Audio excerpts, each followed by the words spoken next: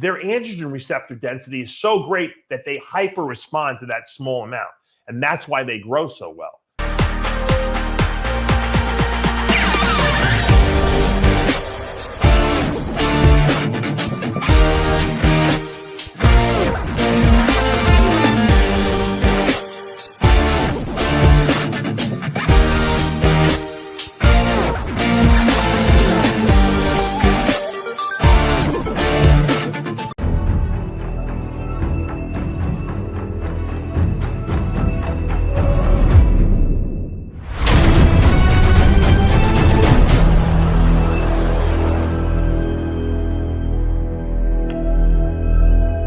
I created Species Nutrition with one mission in mind: to provide bodybuilders and serious athletes with no-nonsense supplements that work. I put my name and reputation on every bottle of Species Nutrition products. If you want to be your absolute best, join the evolution.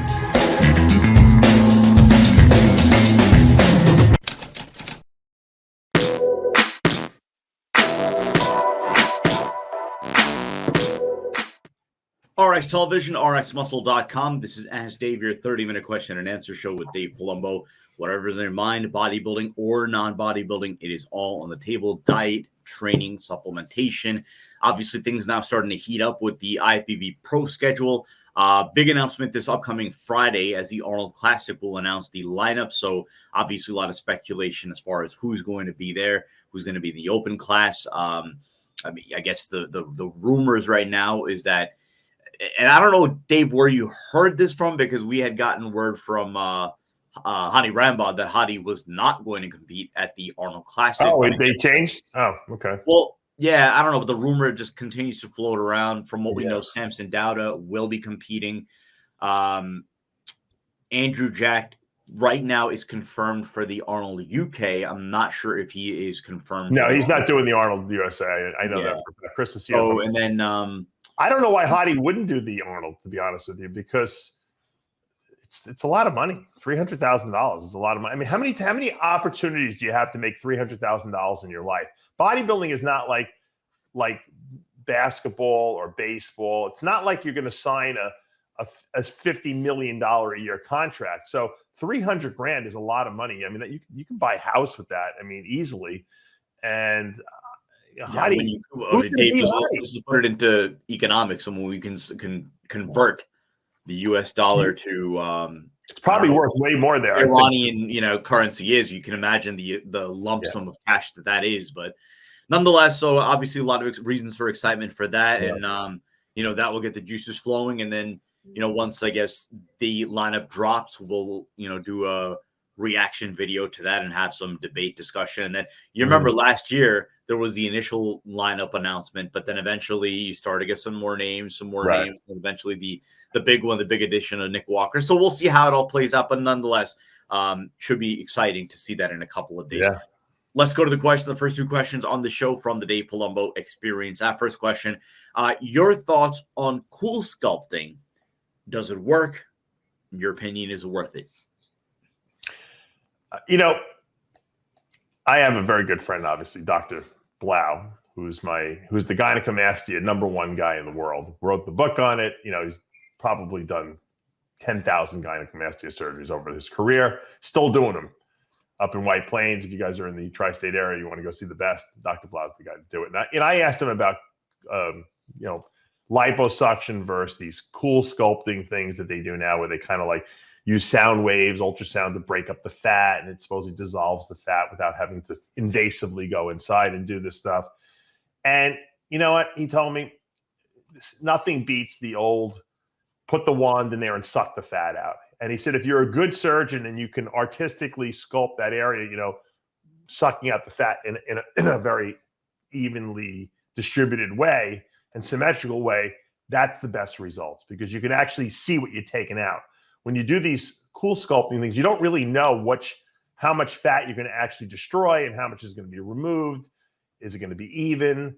And I tend to agree with that, that assessment, because if you think about it, I mean, unless you're in there under the skin, really, assessing what's going on there and feeling it with your hands, I mean, it's hard to get out enough. Look, the the worst thing that's going to happen probably, from these cool sculpting is you're just not going to get enough fat out. And I think it's it's expensive enough that, if I'm going in to get something fixed on myself, I want to see the best possible results. So, I mean, I don't have obviously a fat issue on my body at all. And, I know they say the cool sculpting supposedly like tightens up the area too a little bit, but if you have loose skin and a lot of body fat there, that's a stubborn pocket area that you want to get removed. I still think liposuction is the way to go. Is the other way? See, the whole thing is that they say it's you can, it's a first step. Well, if you have extra money, you want to waste it on that, and you can afford to go to 2 surgeries, then try that first, and then you can always go and get the real liposuction done if it doesn't work. But for most people, they don't have that much expendable income, and so I think if you're going to do it, and you really need it, and you can't diet that fat off because you've tried your hardest and you have maybe just a really tough area there, or maybe, like I said, you have loose skin because you weighed a lot. I think the best way to do it is just get in there, get the tummy tuck, and get the fat suctioned out of there or cut out, however they're going to do it. And make sure you see a really good board-certified plastic surgeon, because cosmetics is not something you want to try to get a bargain on. Second question, again, these questions from the Dave Palumbo Experience app. Would you advise using Clen while off cycle? I used to when I first started competing, and I really wasn't on any anabolics. I think or maybe after I'd done like 1 cycle or something like that. And I never really used clenbuterol, to diet for shows, because I kind of got really, really lean, at least initially in my career. So I was using clenbuterol when I would go off cycle, so that I can get off the anabolics. I'd stay on the clenbuterol. And it made me really, really crazy lean, which would make people believe that I actually was still on drugs when I was actually off, because I was on the clenbuterol. And it did make me a little stronger. But if you're going to use clenbuterol as a fat burning agent when you're trying to whether either compete or lean out, some people don't really compete, but they like to go through, certain times of the year where they're getting leaner. I would save the clenbuterol for that. It will work better if you limit it to only when you're dieting. And then when you're off season, if you have a problem, getting body fat or accumulating body fat in your body, just stop eating as many carbs. You can't burn fat while you're trying to build muscle. It's a very hard process to do, because what fat burning does implicitly is you're expending nutrients, right? You're getting rid of extra stuff that your body doesn't need. You're burning it up. And building muscle is about accumulating extra stuff. So you want extra energy and fuel around so that you don't use the protein you're eating and the fat you're eating as a fuel source. Because if you do that, now you don't have enough of the raw materials around to build muscle at an optimal rate. So that's why it's better. That doesn't mean you should get fat in the off season. It just means that you don't want something sucking away the nutrients you need, okay, while you're trying to build. Okay. Now, when you're dieting, different strategy. You're just trying to maintain muscle while burning as much fat as possible. So, personally, if I have to answer this question, I would say save the clenbuterol for the dieting phase or the contest phase of your diet. Let's go to our Facebook and Instagram questions. Again, if you're not already following us there on Facebook, just type in RX Muscle, on Instagram, official_RX Muscle. If you haven't already done so, subscribe to the channel, hit the notification bell. You're not going to miss any of our upcoming show segments, updates, any of our live segments. If you like what you're watching, hit the like button, comment below. And as always, we appreciate all of your support. There's a question about milk. Daniel Bowles, why don't bodybuilders utilize milk anymore? Did you use milk in the off season? I was a big milk drinker when I was a runner, believe it or not. I didn't even realize, maybe I did realize, but I guess that was my major protein source. Probably I was using. So I would drink milk just like you would drink water. So when I would eat my food, I would drink milk just to get the extra protein in, because as a runner, I was restricting a lot of what I was eating. In terms of how many calories I eat a day, because I wanted to keep my weight low. Now, when I started bodybuilding, right while I was still in college, in Pennsylvania, they were test marketing Skim Milk Plus. We're going back to the 80s. No one had it anywhere, but it was basically concentrated skim milk. So they would just probably add more powderized skim milk into the skim. So the milk was really high in protein. And I didn't have a lot of money back then, and the protein powders really sucked back then. They were basically just sugar in powdered skim milk anyway. They really weren't anything special to write home about. So I was just using a lot of milk to grow.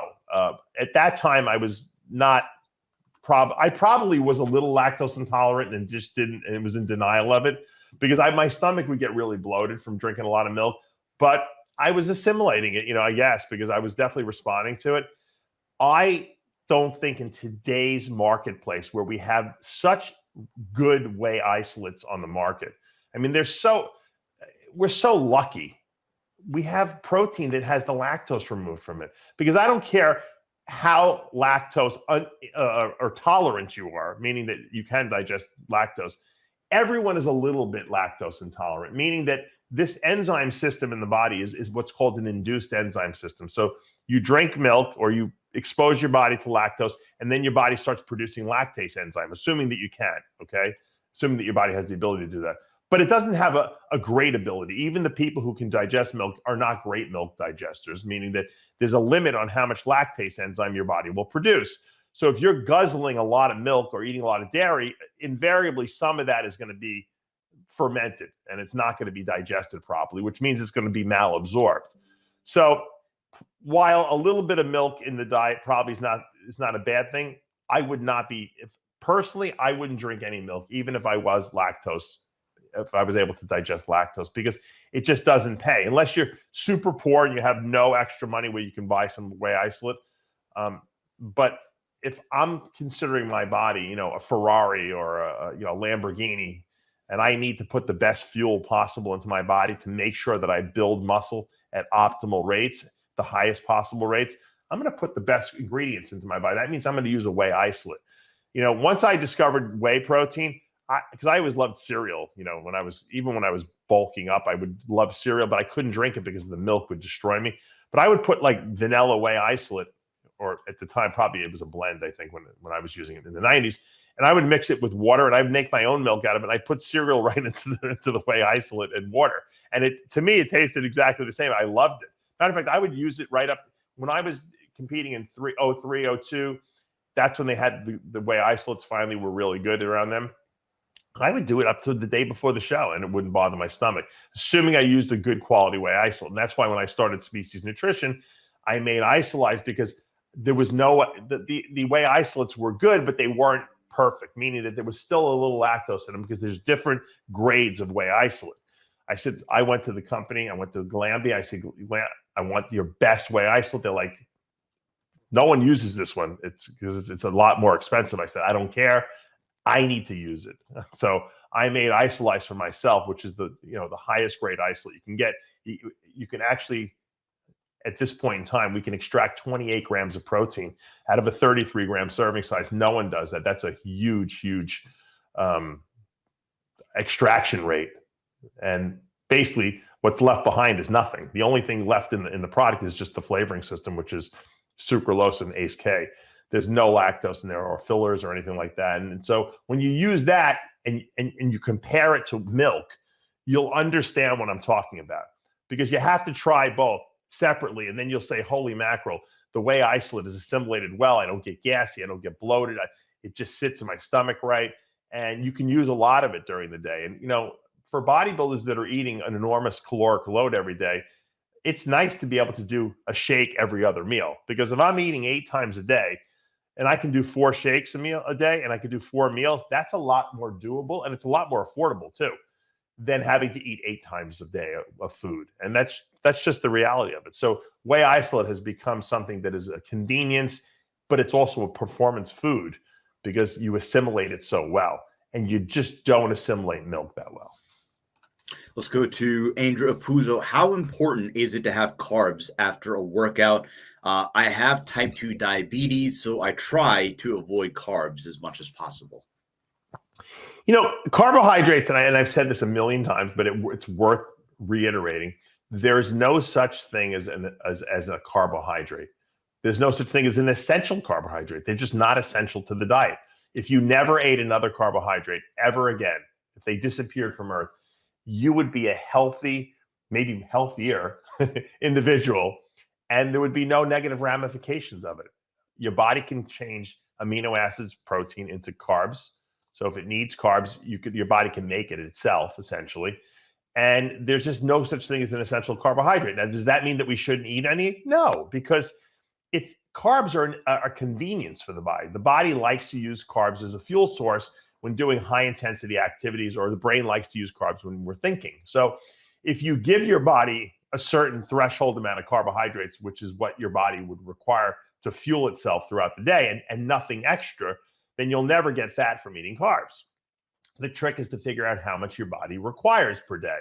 And it's not as much as you think. So is it important to eat after you train with weights, carbs?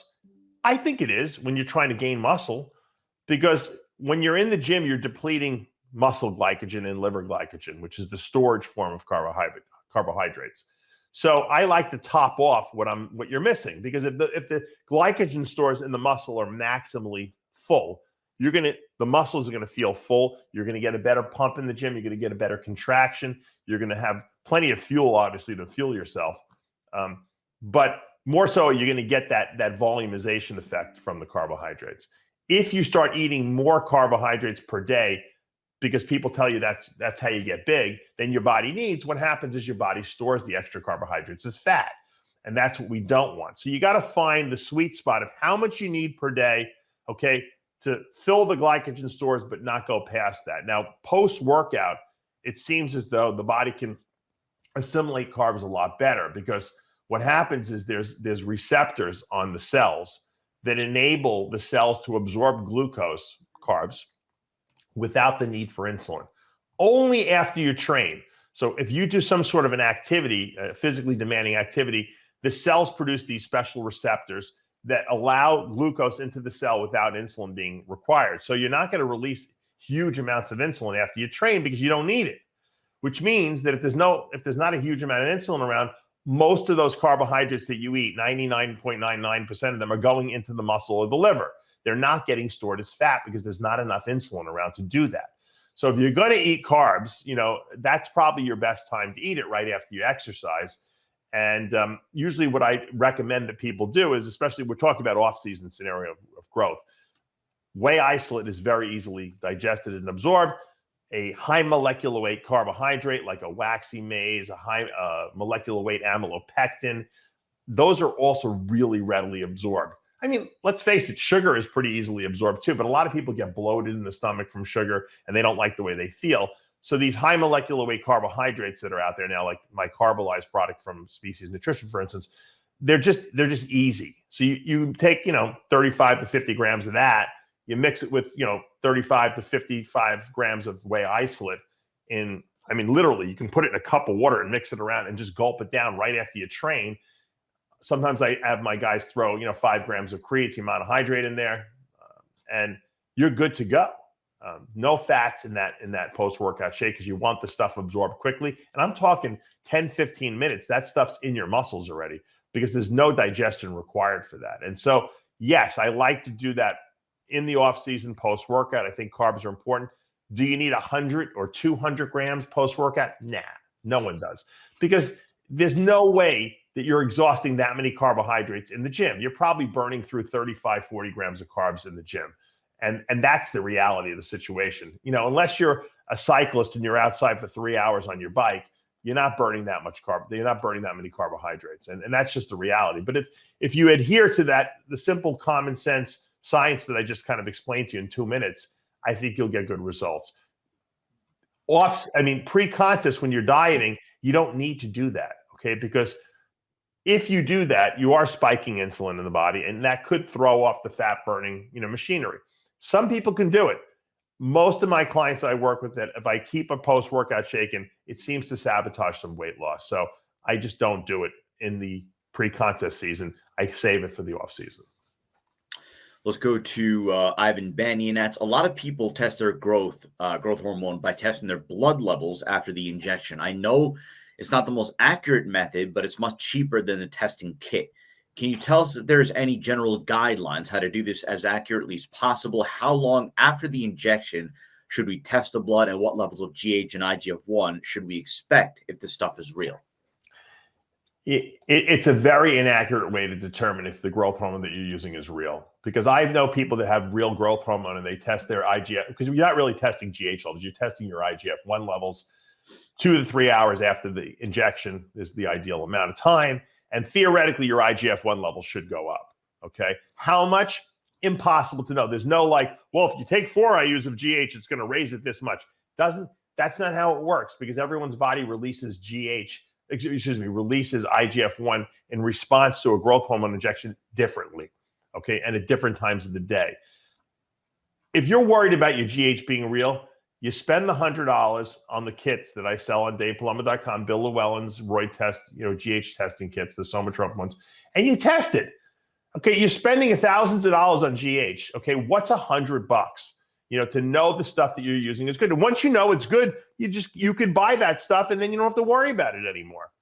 And I don't know why people are trying to find other ways to assess these problems. Okay, same thing with if you're using Anavar and you buy an Anavar testing kit for $20 and it tests positive, then you're using Anavar, and as a woman you don't have to worry about, hey, I might be using Dianabol and ruining my femininity. So it's really simple. And if I didn't, when Bill Llewellyn came out with these Roy test kits to test these anabolics and the growth hormone and clenbuterol, I was so happy. I was happy that someone made them. I didn't make them. I wish I would have made them, but I didn't have the technology. Bill's a smart guy, did a lot of research into this, and he created these kits. And I reached out to him. I said, Bill, I know Bill for years. I want to sell these kits for you. I want to put them on my Dave Palumbo website, because I know more people probably know, me, because I'm out there, and you're kind of like, behind the scenes guy. I said, I want to sell these for you because sure, I want to make a few bucks off it, but I know this is a necessary, service that people need out there. And you made a tremendously good product, and everyone should be using these. And that's how my relationship started with selling these kits for Bill, because I believed in the product. Once again, it wasn't something that I made. I just said, this is something that needs to be out there. And that if I was competing in this day and age, I would test every single drug before I put it into my body to make sure what I'm using is real. And there's still no way to prove, how pure the stuff is. It's just, at least what you're doing is what you're doing. So I know that people want to try to go take blood work and stuff like that. Look, I know guys that take 600 milligrams a week of testosterone and naphthate, and they go for blood work, and their levels are not that high. But we know the stuff is good because they've tested it, and it comes from a real legitimate pharmacy. Some people just don't respond that well. I know, if I take, 80 milligrams of testosterone a week, my levels go like to 1,000. I don't know why. That's just genetically how I respond. So blood work is not always the best, monitor of whether a drug that you're using is real or not. A testing kit is the way to go. So the guy asked this question in half English and half, I guess, Hindi. Okay. Can you read it? I can, actually. So the first part is, I have a question. So the long and short of it, he's saying that his front, his upper body, the front is shredded, skin thin, conditioned, chest, abs, shoulders, arms. The back, however, is the total opposite. He's researched a lot. He just can't figure it out. Can you help him? And then it basically goes on in Hindi saying, like, I just don't know what the reason for this is. I can't figure it out. And then please, sir, if you could help me out. Yeah. Stop looking in the mirror. That's not going to solve the problem. No, a lot of men hold their body fat on their lower back area. And I'm sure that's what he's talking about, that roll around the midsection. And I've seen people with abs in the front, and then in the back, they got this 2 globs of junk hanging off there. And most of the time that's diet related. I got to be honest with you. But if you think about it, how does your body burn fat? It doesn't burn it in the areas that you have the most fat, right? Like if you have like 2 pockets of fat and you start dieting, your body's not going to say, hey, you know what? We have more fat over here. Let's burn it there first, and then we'll get rid of the other fat. No, your body burns it evenly throughout your whole body. So as you're leaning out, of course, the front and the areas that have the least amount of fat are going to get really lean faster, or you're going to visually see those better.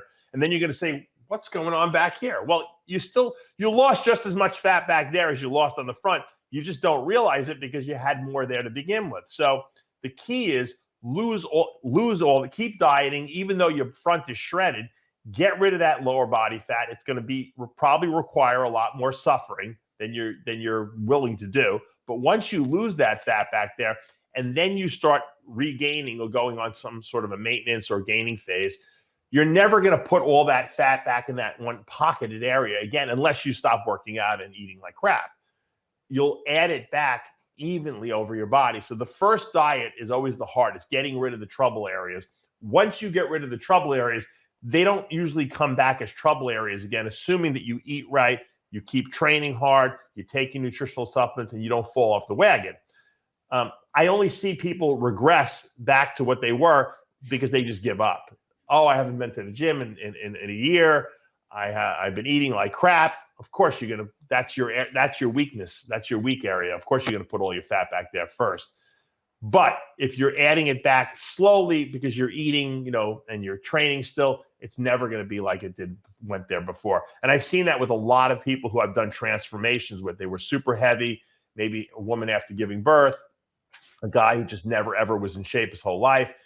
The first diet was always the hardest. And then once he lost all that junk weight, it never came back in that disproportionate sense again. A lot of these questions are really good. And the first two questions we did today were from the Dave Palumbo Experience app. And I want to just tell you, I know a lot of people have been signing up lately. I've noticed a upsurge in memberships. And this is really a good stocking stuffer to buy for someone. For $29 a month, if you have questions like this, I answer everyone's questions on the app in an open forum. So everyone sees everyone's questions, everyone's answers. All my videos that I've ever done are in one place there, categorized. If you go to the app, we put up a workout every week. And I actually do a Q&A video just for the app members every single week. So there's a lot of value there. It's a learning experience. It's a place to, if you want to see all my diet templates are there, off-season, pre-contest, all the cycles are there. It's a lot of great information. And like I said, for $29 a month, it's a great gift to buy someone over the holiday season. Let's go to Bilal Hamide. So two different questions. One is about posing, which you kind of addressed last week. So I'll take the second one. Do you run injectables all the way up to competition day, or do you take them out? I don't believe in changing things when everything looks great. So if a week out or 2 weeks out, you look really awesome and you're close to being really awesome and peaking, I don't change anything. I don't take anything out. Why would you take out? The only thing I might take out is sometimes I take GH out of the equation because some people get bloated from it, especially the women. A lot of times I'll pull that at 2 weeks. But for most of the men, I keep it in, especially if they're looking rounded and their stomach is not distended or anything like that. I'll keep it in. I usually stop last testosterone shot I'll do the Wednesday before a Saturday show. But I keep the other injectables in if they're doing Winstrol or Masteron or Trembolone acetate. I keep that right in because you look good on this stuff. Now, if you tend to be one of these people that gets like welts and gets really red, and swelled up wherever you put your injections, in that case, you might want to stop like 2 days out just to kind of let those areas cool down. But if you don't have a problem with that, I don't see why I would change anything. If you're looking great, keep doing exactly what you're doing. There's no reason to.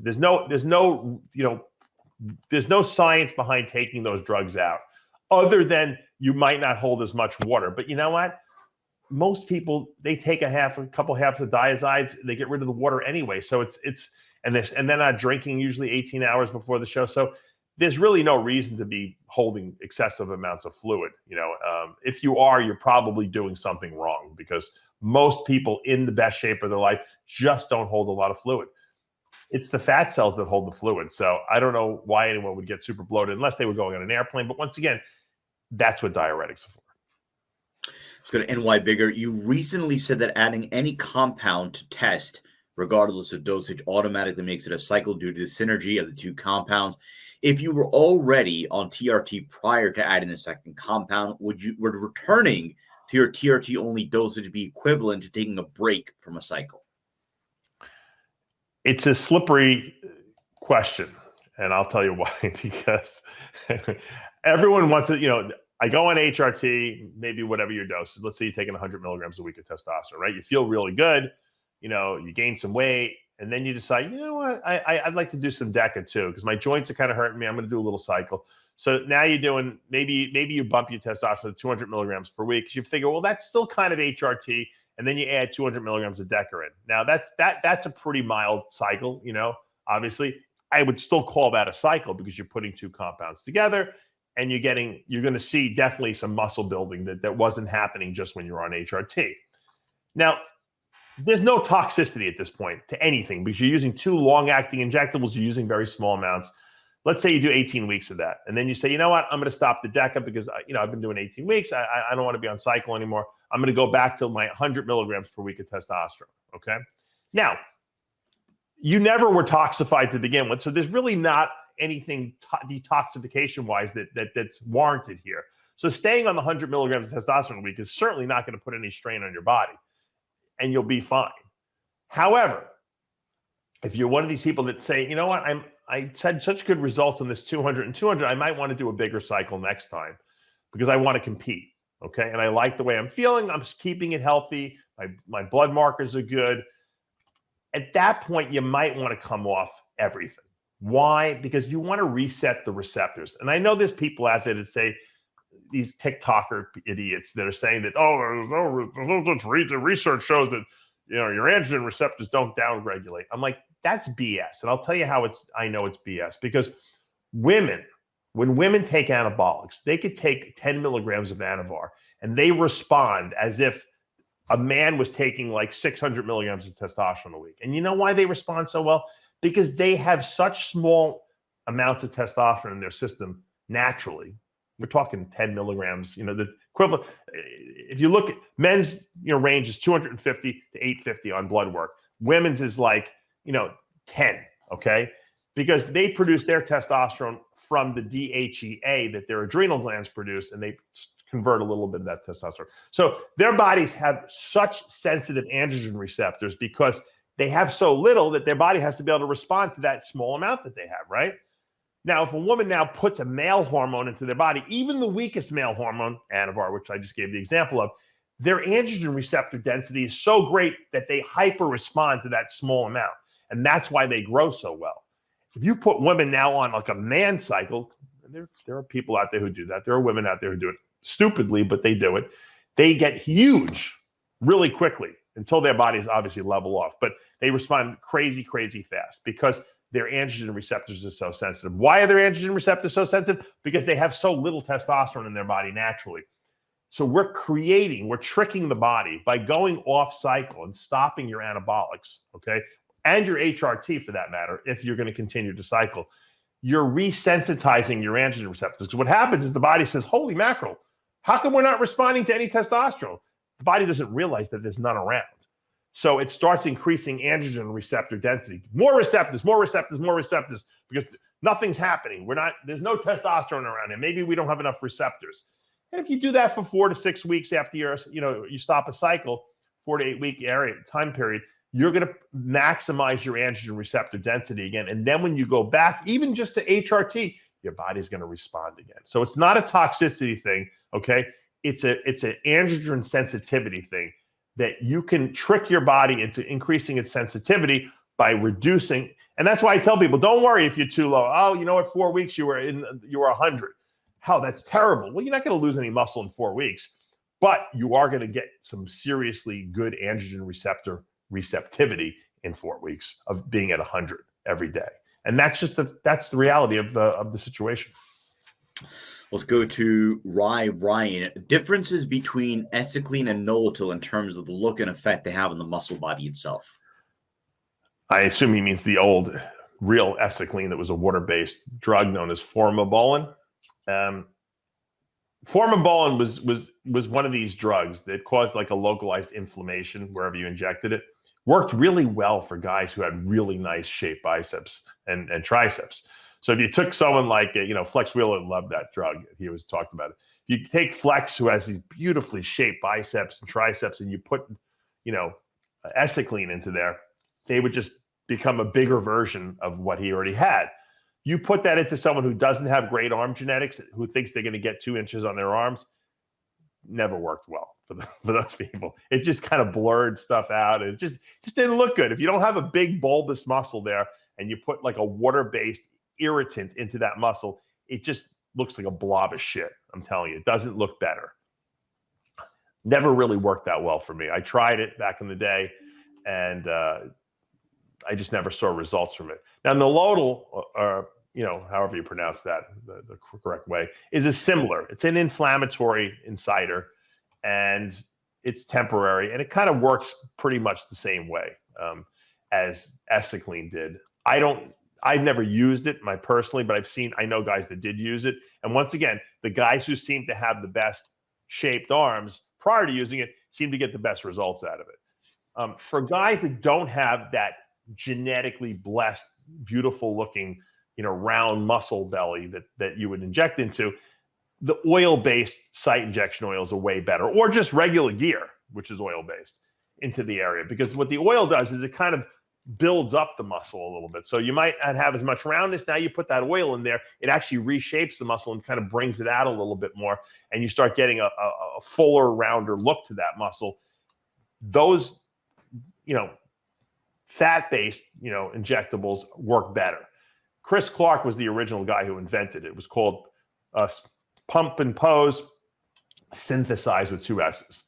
I used to sell it for years. Okay. I was very good friends with Chris. He died in the last couple of years, not around anymore.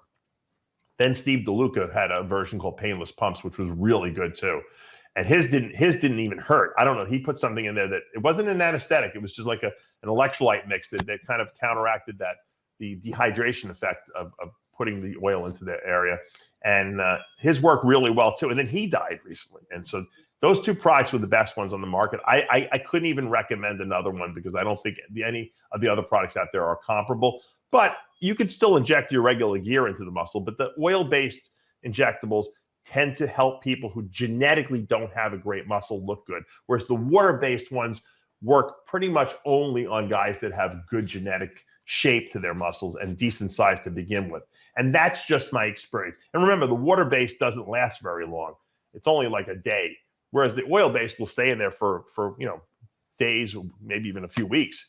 And if you keep reapplying it, you're going to build upon it. And that's the whole idea behind it. I mean, Greg Valentino, people make fun of him and say he used synthol. He never used synthol.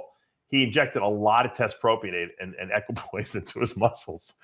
And it worked similarly. The downside of doing that is if you put too much in there, you're taking too much drug, and that can cause side effects in and of itself. Whereas the synthol there was no anabolic steroid in there. There was no drug in there. So there really was no, I guess there was no worry that you're going to, take too much drug and get a lot of side effects induced with that. So hopefully that clarified the question. We'll take one more question. We took a question from him earlier, and why bigger? Another one here.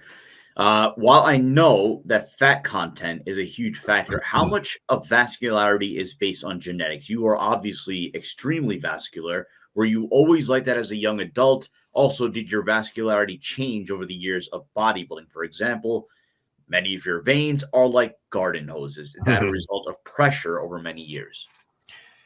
Yeah, I remember in high school, I think it was in 10th grade, and some kid came up, some of the kids in like 12th grade came up to me, they're like, holy mackerel, you got the best vascularity I've ever seen. So my arms were like completely vascular all in 10th grade. I wasn't even really working out. I was doing push-ups.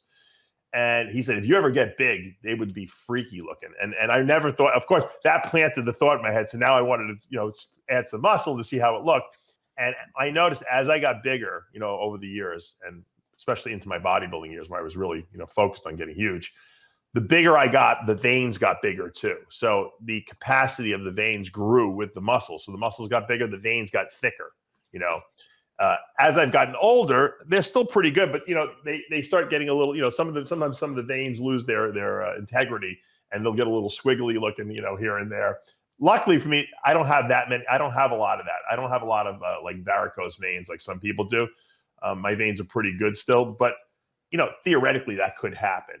But I think vascularity is number one, a factor of how much body fat you have. But number two, also, there is a genetic component to that. I have a lot of veins. Matter of fact, when they were doing the cardiac cath on me prior to my aortic surgery, they do a cath where they run through the groin. They'll run a line to check your coronary arteries to make sure that they're open. And the surgery, actually, no, I'm not telling you the right story. When I had the actual aorta surgery, I guess they run a line up your groin too, so they can see what they're doing. They put cameras in there. And he said that while he was going up through that main artery in my groin, he got lost.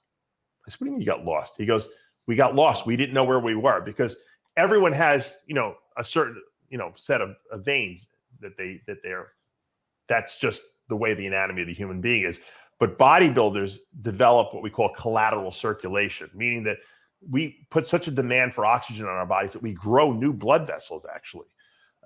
Rich Gaspari actually had 100% blockage in one of his coronaries that his body grew its own blood vessels around.